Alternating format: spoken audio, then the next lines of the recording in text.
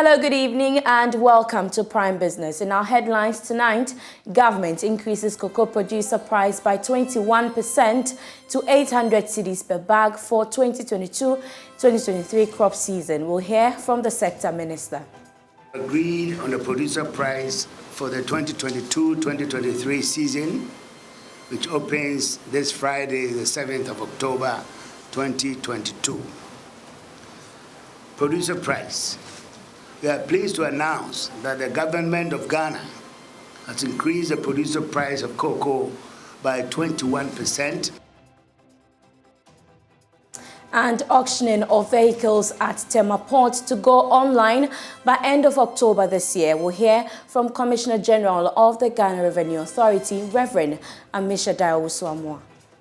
Those who go around Tema looking for cars and looking all around, you can sit at your home, see the car online, indicate how much you want to pay for the car, and once you win, you pay online and you are done.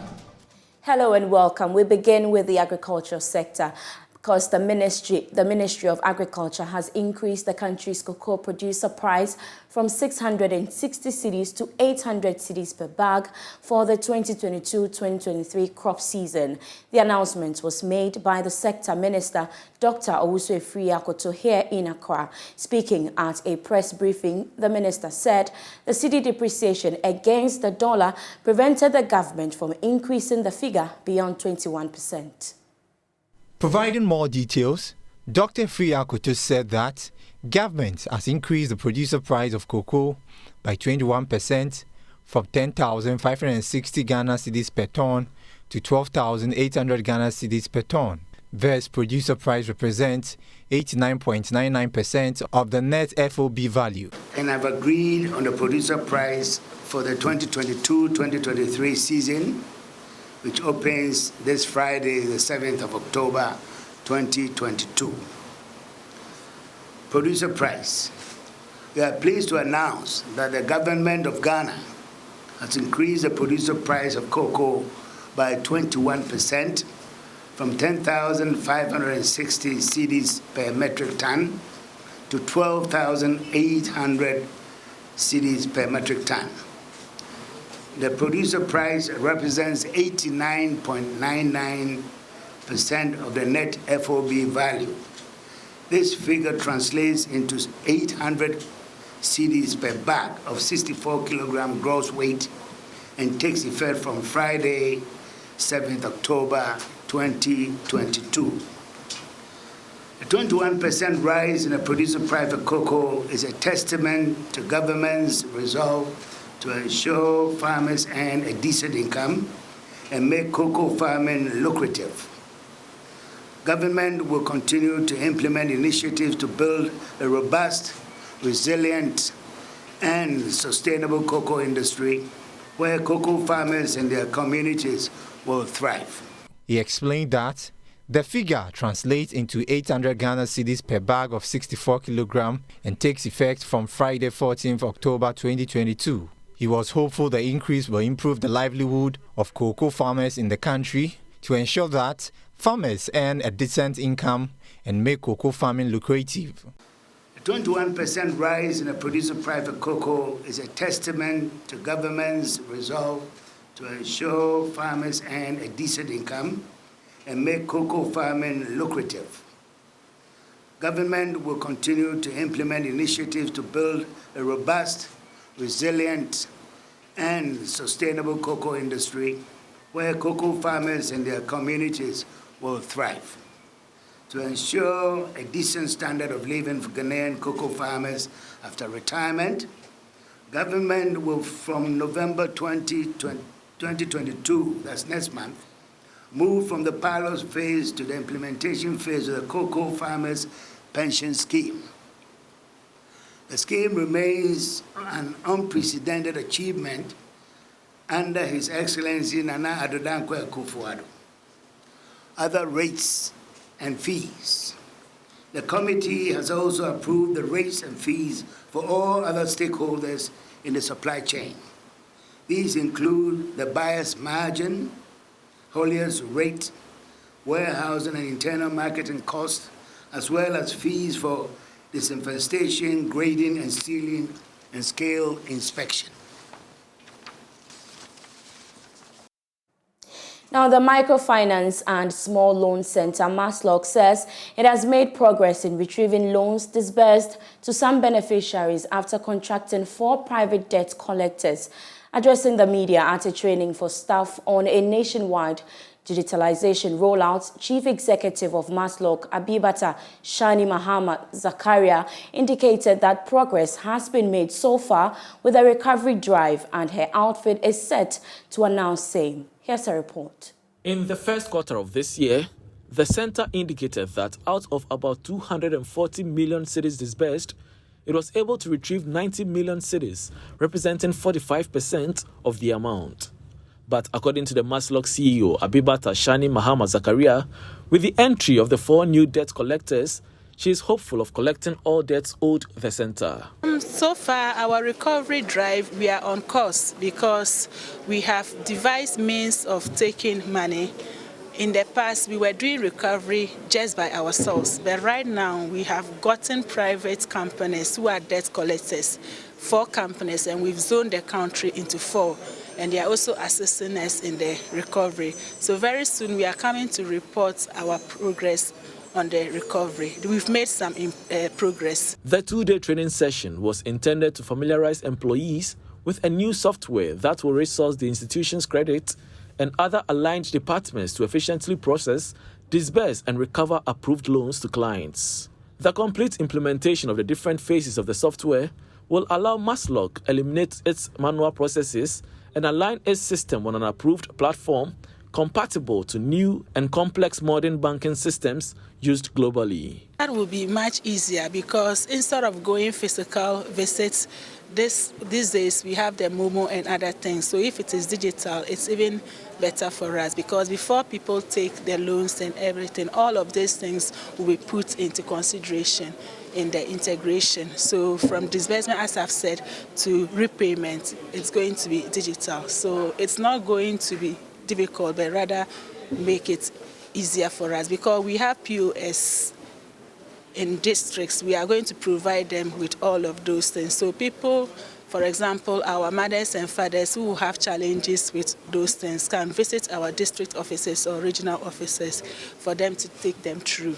The training was part of Masloc CEO's strategic vision to automate all of the center's operations. About 94% of the 3.9 billion cedis Tier 2 pension contributions have been invested or placed in government securities.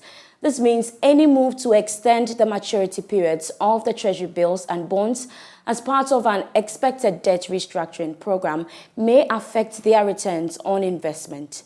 There's more in this report.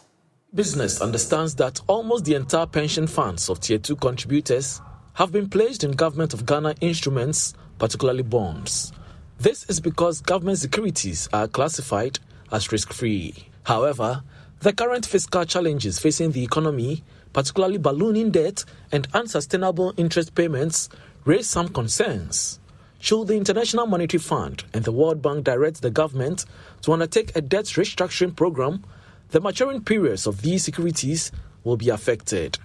For instance, Joy Business is learning that government is in discussion with financial stakeholders about the probability of extending the maturity period of the 91-day Treasury bill to 1 year and the 1-year bill to 3 years. Alternatively, if the maturing period remains unchanged, the interest or yield to maturing debt will be cut, or better still, the haircut method will be enforced. The Bank of Ghana has engaged players in the financial space to address possible threats to achieving a sound and safe financial system. To this end, the central bank says it is committed to ensuring that its financial inclusion agenda is achieved in no time. Head of FinTech and Innovation Office at the Bank of Ghana, Kwame Opong, spoke at the maiden edition of the Regulatory Sandbox engagement in Accra. We apologize for that. We'll bring you the report much later in the bulletin. Now, away from that, the Ghana Revenue Authority is in the process of developing an online platform for the purposes of auctioning vehicles and goods at the Tema Port. The initiative, known as the e-auction, will eliminate corruption associated with auctioning of goods at the port. Now, speaking at a ceremony to launch the GRA Service Charter, Commissioner General of the Ghana Revenue Authority, Reverend Amisha Dawusu-Amoah, disclosed that prospective vehicle buyers will go online to make their purchases without appearing physically by the end of this month. There's more in this report. The Ghana Revenue Authority for some time now has been receiving backlash over alleged corruption related to the auction of vehicles at the port. With the implementation of the e-auctioning, the process is expected to be done without human interference and transparent. The Commissioner General of the Ghana Revenue Authority, in a speech to launch the GRA Customer Service Charter, assured that the team is working assiduously to begin implementing the new initiative by end of October. We have also introduced the electronic VAT, which we also introduced this year. In fact, before the end of this month, we'll be coming out with electronic or e-auction. And for those who go around Tema looking for cars and looking all around, you can sit at your home, see the car online, indicate how much you want to pay for the car, and once you win, you pay online and you are done. So all this is on the technology, these are on the technology front. But this will not succeed if we, the people in the organization, do not promise and commit to the promise. The revised GRA Service Charter aims at improving customer service relation between the GRA and taxpayers. Board Chairman of GRA, Dr. Otinjesi, highlighted the need for the country to increase its tax to GDP ratio, a situation he believes can be achieved through quality customer services. Tax to GDP ratio, which we can compare amongst our peer countries. Our charter is only a statement of intentions, and we don't want it to be a statement of intentions. We want to realize what it really means by making Ghana amongst the top tax-paying nations, at least in West Africa, where we are. And I'm sure that I can count on my staff. I'm sure that my private sector colleagues are as interested in the development of our nation as everybody else. So help us to not put the burden on the few, but on everybody. Be transparent with us. We will be transparent with you. Ghana is one of the countries with low tax to GDP ratio among its peers on the continent. Now, brand managers, advertisers, and marketers have been advised to imbibe discipline in their fields of work in order to remain relevant in the advertising space. According to the president and chairman of the International Advertising Association, Joel Nete, COVID-19 has taught businesses great lessons. Hence, maintaining a reputable brand will lead to the sustainability and growth of any business organization. My colleague Pius Kojobaka has the rest of the story. Delivering the keynote address at the International Advertising Association Africa Rising 5 conference, which was on the theme Brands for Purpose, Brands for People, advisor to the president on media, Uboshisai Kofi, emphasized the need for brand managers to partner the education and health sectors of the economy to champion the cause of the Sustainable Development Goals. We've spoken about the need for brands to partner on education, healthcare delivery, especially after COVID, as well as championing the SDG goals, which are relevant to strong national development.